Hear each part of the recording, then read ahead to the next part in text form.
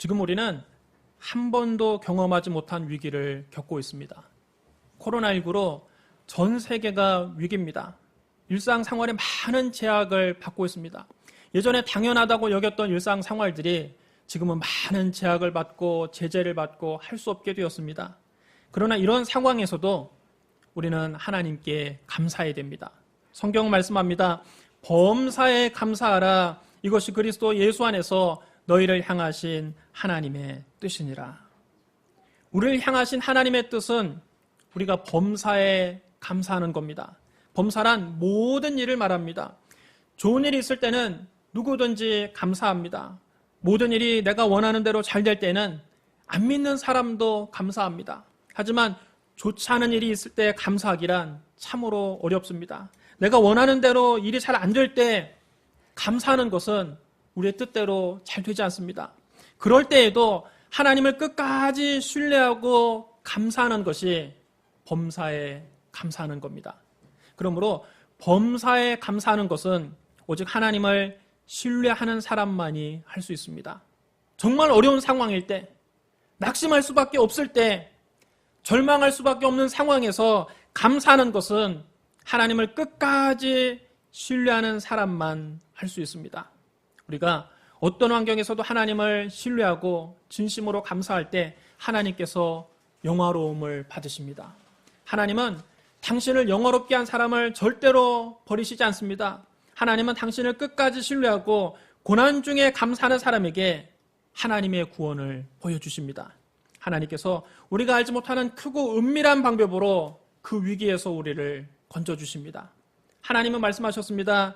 감사로 제사를 드린 자가 나를 영화롭게 하나니 그의 행위를 옳게 하는 자에게 내가 하나님의 구원을 보이리라. 유다왕 여호사밧이 큰 환난을 당하게 되었습니다. 모압과 암몬 동맹군이 세일산의 마온 군대와 함께 쳐들어온 것입니다. 전령이 급하게 와서 여호사밧에게 보고했습니다. 큰 군대가 사해 건너편에서 왕을 향해 오고 있습니다. 그들은 벌써 엔게디에 와 있습니다. 엔게디는 예루살렘에서 남동쪽으로 56km밖에 안 떨어진 곳입니다.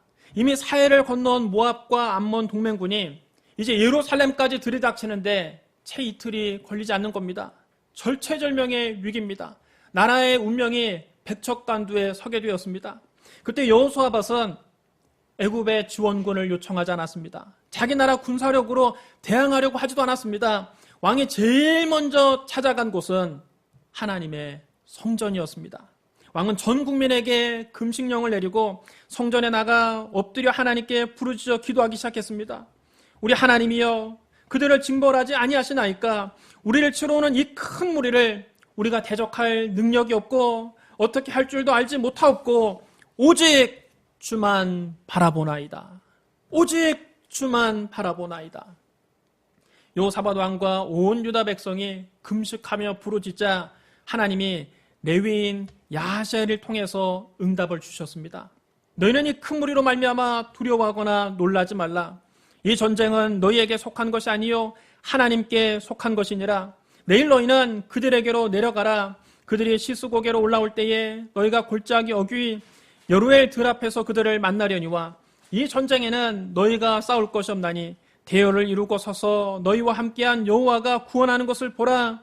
유다와 예루살렘아, 너희는 두려워하지 말며 놀라지 말고 내일 그들을 맞서 나아가라. 여호와가 너희와 함께하리라. 여호사밧은 이 하나님의 응답을 듣고 몸을 굽혀 얼굴을 땅에 대고 하나님께 감사했습니다. 유다와 예루살렘의 모든 백성도 하나님 앞에 엎드려 경배했습니다. 그들은 큰 목소리로 이스라엘의 하나님을 찬양했습니다. 여호사밧의 군대는 다음날 아침 일찍 드고와 광야로 나갔습니다. 그들이 길을 떠나려 할 때 여호사밧 왕이 그 군대 앞에 서서 이런 연설을 했습니다. 유다와 예루살렘 주민들아, 내 말을 들을지어다. 너희는 너희 하나님 여호와를 신뢰하라. 그러면 견고히 서리라. 그의 선지자를 신뢰하라. 그리하면 형통하리라. 그리고 여호사밧은 찬양대를 조직해서 군대 앞에 세우고 찬양하며 행진하게 했습니다. 전쟁하러 나가는 군대 앞에 거룩한 예복을 입은 찬양대를 세워서 찬양을 하게 한 것은 역사상 처음 있는 일이었습니다. 유다 군대는 찬양대를 앞세우고 찬송을 부르면서 적진을 향해 행군에 나아갔습니다. 그때 어떻게 찬양을 했느냐? 여호와께 감사하세, 그 인자하심이 영원하도다. 여러분 따라해주시기 바랍니다. 여호와께 감사하세. 여호와께 감사하세. 여러분 지금 감사할 만한 상황입니까? 전쟁이 났습니다. 모압과 암몬과 세일산 동맹군이 쳐들어왔습니다. 나라의 운명이 백척간두에 서 있습니다. 언제 예루살렘 성이 포위되고 언제 사람들이 죽임을 당할지 모릅니다. 그런데 여호사밧 왕은 그런 상황에 찬양대를 앞세우고 하나님께 감사와 찬송을 드리게 한 것입니다. 그러자 놀라운 일이 벌어졌습니다. 하나님께서 모압과 암몬과 세일산 동맹군 속에 복병을 숨겨두셨습니다. 그리고 모압과 암몬 군대를 치게 하셨습니다. 그러니까 모압과 암몬 군대와 세일산 군대가 서로 싸우기 시작을 합니다. 모압과 암몬 군대가 세일산 군대를 다 멸망시켰습니다. 그러더니 이제는 모압 군대와 암몬 군대가 또 서로 싸우기 시작을 합니다. 서로 칼로 쳐서 죽이고 창으로 찔러 죽였습니다. 여호사밧 왕과 유다의 군대가 광야가 내려다볼 수 있는 곳에 이르러 적의 군대를 살펴보았습니다. 적의 동향을 살펴보려고 언덕 위에서 살펴보았더니 보이는 것은 오직 광야에 널려진 시체들 뿐이었습니다. 자기들끼리 싸우다가 서로 다 칼로 치고 창으로 찔러서 다 죽인 겁니다. 여호사밧과 그의 군대가 시체들로부터 값진 물건을 취하러 내려가 보니까 양식과 의복과 보물이 너무 많았습니다. 너무 많아서 다 가지고 갈 수가 없을 정도였고 그것을 거둬들이는 데만 3일이 걸렸습니다. 환난 중에 하나님께 감사와 찬송을 올려드렸더니 적진에 자중질환이 일어나서 자기들끼리 싸우다 자멸하고 만 것입니다. 유다의 군대가 한 것은 적군이 자멸하는 것을 구경하다가 적군의 금은보화를 취한 것뿐이었습니다. 이것은 하나님이 친히 싸워주셔서 원수를 진멸시킨 위대한 사건입니다. 나흘째 되는 날 여호사밧과 그의 군대는 브라가 골짜기에 모여서 하나님을 찬양했습니다. 그때부터 그곳 골짜기 이름을 브라가 골짜기라고 불렀습니다. 브라가 골짜기라는 말은 축복의 골짜기 그런 뜻입니다. 여러분 한번 따라해주시기 바랍니다. 축복의 골짜기. 축복의 골짜기. 환난이 축복으로 바뀐 것입니다. 여러분 고난 당할 때 여러분이 당하는 고난만 묵상하지 마십시오. 여러분 앞에 문제가 있을 때 문제만 묵상하지 마십시오. 고난을 축복으로 변화시키는 하나님을 바라보십시오. 그리고 여호사밧 왕처럼 금식하며 기도하십시오. 고난 중에 오히려 감사하십시오. 환난 중에 오히려 찬송하십시오. 그러면 하나님이 우리를 대신해서 싸워주십니다. 그리고 우리에게 위대한 승리를 주십니다. 고난이 변하여 축복으로 바뀝니다. 위기는 변하여 기회로 바뀝니다. 슬픔은 변하여 기쁨으로 변화됩니다. 눈물은 변하여 웃음이 됩니다. 한숨은 변하여 춤이 됩니다. 탄식은 변하여 간증이 됩니다. 절망은 변하여 희망이 됩니다.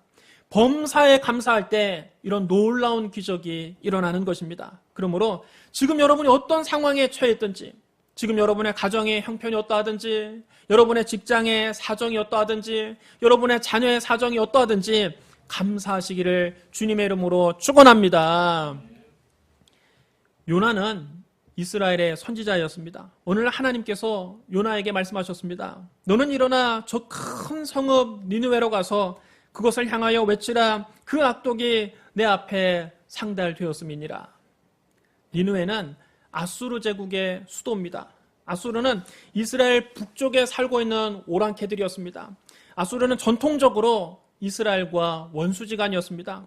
아수르 사람들은 패전국이나 그 포로에게 잔인하기로 악명이 높았습니다. 그들은 전쟁에 싸워서 이기고 난 다음 패전국 남자들의 코를 베어갔습니다.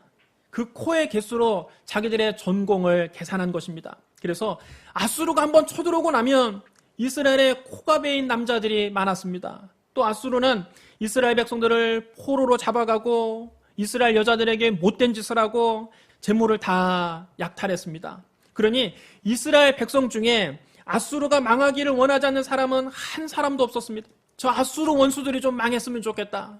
저 나라가 좀 무너졌으면 좋겠다. 모두 다 그런 희망을 가지고 있었습니다. 그런데 아수르의 수도 니느웨가 멸망하게 된다니 요나가 그 하나님의 음성을 듣고 얼마나 기뻤겠습니까? 니느웨 백성들이 이제 회개하지만 않으면 니느웨는 망하게 되어 있습니다. 요나는 내가 니느웨로 가지 않으면 니느웨는 망할 것이다. 아수르 사람들이 망할 것이다. 속으로 생각을 했습니다. 니느웨가 망한다면 그거야 쌤통이지. 내가 왜 거기 가서 하나님 말씀을 전해야 되느냐? 나는 죽어도 니느웨는 못 가겠다. 다른 데는 다 가서 하나님 말씀을 전할 수 있지만 니느웨만은 갈 수 없다.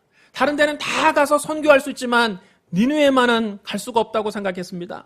그래서 그는 하나님 말씀을 거역하고 니느웨로 가는 대신 니느웨와 정반대 방향인 다시스로 가는 배에 올라탔습니다. 그리고 하나님의 낯을 피하기 위해서 배 밑창에 내려가 잠을 청했습니다.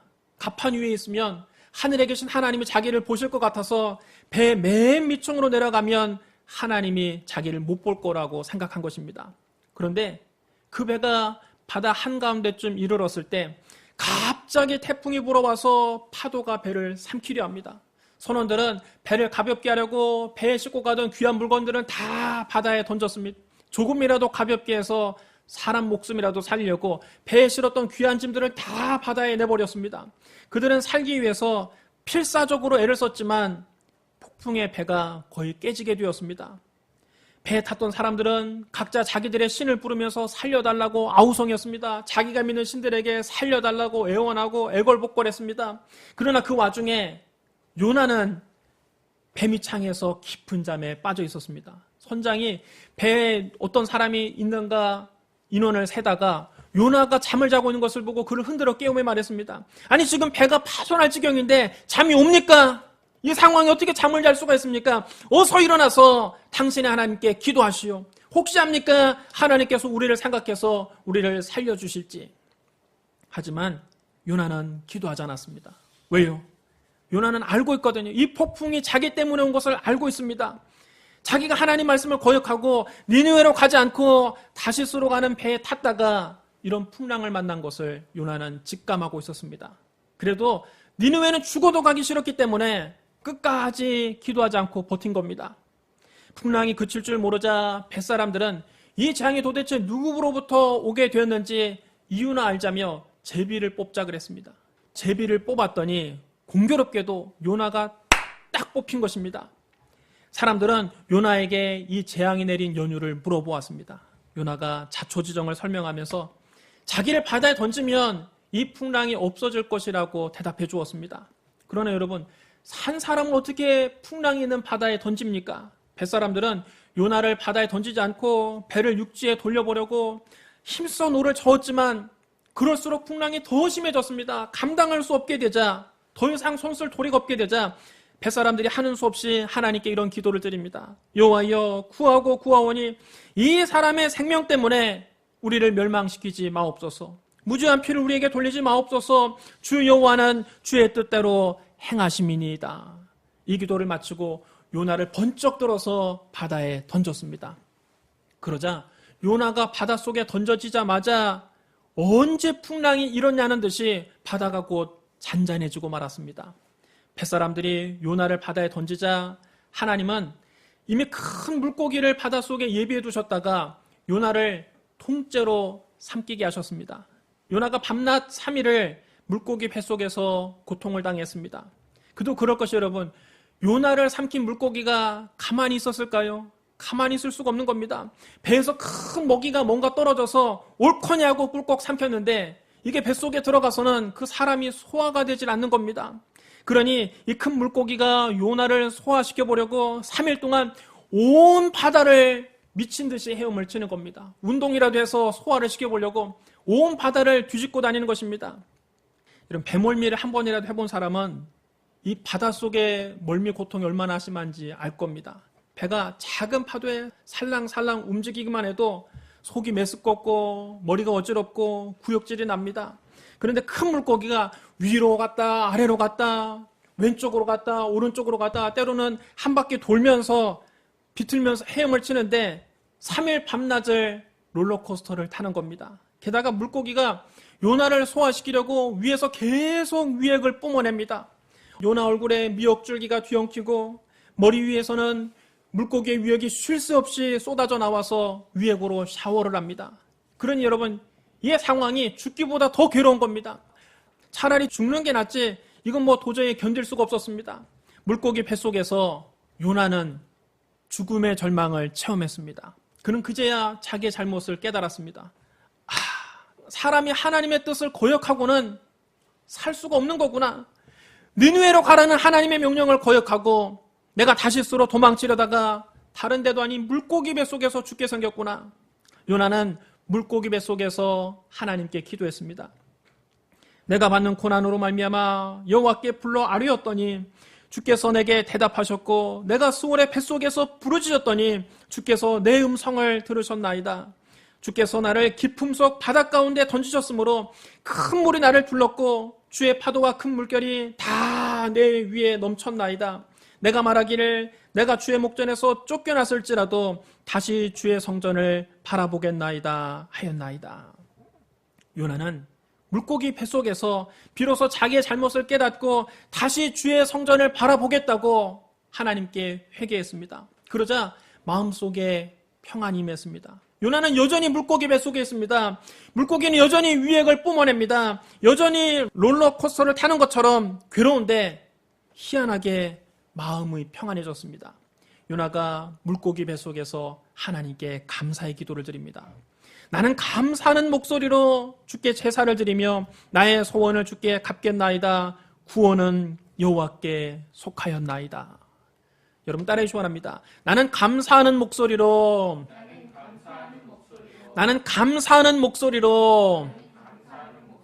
주께 제사를 드리며 여러분 지금 감사하는 목소리로 주께 제사를 드릴 상황입니까?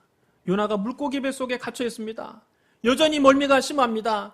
여전히 물고기는 위액을 뿜어냅니다. 여전히 자기는 어지럽습니다. 메스껍습니다. 죽기보다 괴롭습니다. 언제 물고기 위액에 자기가 녹아내릴지 모릅니다. 하지만 요나는 그 상황에 감사 기도를 드렸습니다. 그랬더니 하나님께서 요나의 회개 기도를 들으시고 감사 기도를 들으시고 물고기로 하여금 요나를 육지에 토해내게 하셨습니다. 그런데 여러분, 놀라운 사실은 물고기가 요나를 토해낸 육지가 어디였는지 아십니까? 바로 니느웨 앞바다입니다. 요나가 니느웨에 안 가겠다고 그렇게 발버둥을 쳤는데 하나님은 큰 물고기 뱃속에 요나를 3일 동안 가두셨다가 요나가 회개하자 그를 니느웨 앞바다에 딱 갖다 놓으신 겁니다. 요나가 3일 만에 물고기 뱃속에서 나왔습니다. 하나님의 말씀이 두 번째로 요나에게 임했습니다. 일어나 저 큰 성읍 니느웨로 가서 내가 너에게 명령한 바를 그들에게 선포하라. 요나는 하나님의 말씀대로 이제 니느웨로 갔습니다. 요나가 니느웨 성에 들어가서 하루 동안 그 성을 돌면서 큰 소리로 외쳤습니다. 40일이 지나면 니느웨 성이 멸망할 겁니다. 여러분이 회개하지 않으면 40일 후에 니느웨 성이 멸망할 겁니다. 그런데 뜻밖에도 그렇게 악독한 니느웨 사람들이, 그렇게 악독한 아수르 사람들이 이 단순한 메시지를 듣고 회개하기 시작합니다. 그들은 금식을 선포하고 니느웨 가장 높은 사람부터 가장 낮은 사람이 이르기까지 굵은 베옷으로 갈아입었습니다. 그리고 하나님께 회개하고 자기들의 잘못을 통회하고 자복하기 시작을 합니다. 요나가 물고기 뱃속에서 회개하고 그 고통 중에도 감사했더니 하나님께서 그를 물고기 뱃속에서 구원해 주셨을 뿐만 아니라 그를 통해서 니느웨 사람들도 회개하고 구원받게 하신 겁니다. 범사에 감사할 때 이런 놀라운 기적이 일어납니다. 예수님은 십자가의 참혹한 고난을 하루 앞두고 제자들과 마지막 만찬을 가지셨습니다. 누가복음 22장 17절로 20절에 이렇게 기록되어 있습니다. 이에 잔을 받으사 감사 기도를 하시고 이르시되 이것을 갖다가 너희끼리 나누라. 내가 너에게 이르노니 내가 이제부터 하나님 나라가 임할 때까지 포도나무에서 난 것을 다시 마시지 아니하리라 하시고 또 떡을 가져 감사 기도를 하시고 떼어 그들에게 주시며 이르시되 이것은 너희를 위하여 주는 내 몸이니라. 너희가 이것을 행하여 나를 기념하라 하시고 저녁을 먹은 후에 잔도 그와 같이 하여 이르시되 이 잔은 내 피로 세우는 새 언약이니 곧 너희를 위하여 붓는 것이니라. 여러분 따라해 주랍니다. 잔을 받으사 감사 기도하시고 또 떡을 가져 감사기도 하시고. 여러분, 지금 예수님이 감사하실 만한 상황입니까? 내일이면 예수님은 십자가에 달리게 되십니다. 내일이면 당신의 몸이 십자가에서 갈기갈기 찢겨지게 됩니다. 내일이면 예수님이 십자가에서 물과 피를 다 쏟게 됩니다. 예수님은 그것을 알고 계셨습니다. 그 상황에 주님은 아버지 하나님께 감사 기도를 드리신 겁니다. 당신의 온몸이 찢겨지고 물과 피를 십자가에 다 쏟는 그 고통을 앞두시고 감사하셨다는 것은 여러분 놀라운 일입니다. 그 결과 예수님은 십자가에서 죽으셨을 뿐만 아니라 3일 만에 부활하셨습니다. 십자가와 부활보다 더 큰 기적은 없습니다. 십자가와 부활보다 더 큰 은혜는 없습니다. 이제 누구든지 예수 믿으면 멸망하지 않고 영생을 얻습니다. 추악한 죄인이 죄사함 받고 하나님의 자녀가 되는 기적보다 더 큰 기적이 어디 있습니까? 지옥 갈 죄인이 영생을 얻어서 천국에 가는 은혜보다 더 큰 은혜가 어디 있습니까? 범사에 감사할 때 십자가가 부활로 바뀌는 놀라운 기적이 일어나는 것입니다. 사랑하는 성도 여러분, 지금 여러분은 어떤 고난을 겪고 계십니까? 질병으로 고통을 당하고 있습니까? 재정적인 어려움을 겪고 있습니까? 가정 불화로 마음이 늘 상해 있습니까? 자녀가 속을 썩여서 쓰디쓴 눈물을 흘리고 있습니까? 여러분의 앞길을 막는 원수를 만났습니까? 그 상황에도 우리는 하나님께 감사해야 됩니다. 눈물을 흘리면서라도 감사해야 됩니다. 입술을 꽉 깨물면서라도 하나님께 감사해야 됩니다. 모든 일이 다 잘되고 형통할 때는 안 믿는 사람도 감사합니다. 그러나 인생에 되는 일이 하나도 없고 극심한 고통을 당할 때도 감사하는 것이 범사에 감사하는 것입니다. 고난 중에 감사하면 하나님께서 반드시 그 고난에서 우리를 건져주십니다. 감사로 제사를 드린 자가 나를 영화롭게 하나니 그의 행위를 옳게 하는 자에게 내가 하나님의 구원을 보이리라. 십자가의 고난 없이는 부활의 영광도 없는 것입니다. 우리가 고난 속에서 눈물을 흘리면서 감사할 때 하나님께서 그 감사 기도를 기쁘게 받으시고 고난을 영광으로 바꾸어 주십니다. 우리는 고난을 통해서 살아계신 하나님을 만나게 됩니다. 고난은 살아계신 하나님을 만날 기회입니다. 고난 뒤에 반드시 하나님의 축복이 온다는 것을 믿고 어떤 상황에서도 감사해야 됩니다. 감사할 때 하나님의 놀라운 기적이 일어납니다. 범사에 감사하라. 이것이 그리스도 예수 안에서 너희를 향하신 하나님의 뜻이니라. 우리 기도하겠습니다. 사랑과 은혜가 풍성하신 하나님 아버지, 예수님 우리를 구원하기 위해서 십자가에서 몸을 찢고 피를 흘려 우리를 구속해 주신 것을 감사합니다. 죄로 말미암아 영원히 죽을 수밖에 없고 영원한 지옥에 떨어질 수밖에 없는 우리를 구원하기 위해서 하나님의 아들이 몸을 찢고 피를 흘린 것을 늘 기억하게 하여 주시옵소서. 아버지, 우리가 환경을 바라보고 절망하지 않게 하여 주시고 우리를 위해서 십자가에서 죽으시고 부활하신 예수님을 바라보고 소망을 얻게 하여 주시옵소서. 아버지, 우리가 상황을 바라보고 원망불평하지 않게 하여 주시고 십자가에 달리신 예수님을 바라보고 감사하게 하여 주시옵소서. 예수님이 범사에 감사하는 모범을 보여주셨사오니 우리가 날마다 예수님을 바라보고 어떤 환경에서도 감사함으로 하나님이 주시는 놀라운 기적을 우리의 삶에서 체험하게 하여 주옵소서. 예수님 이름으로 감사하며 기도드리옵나이다. 아멘.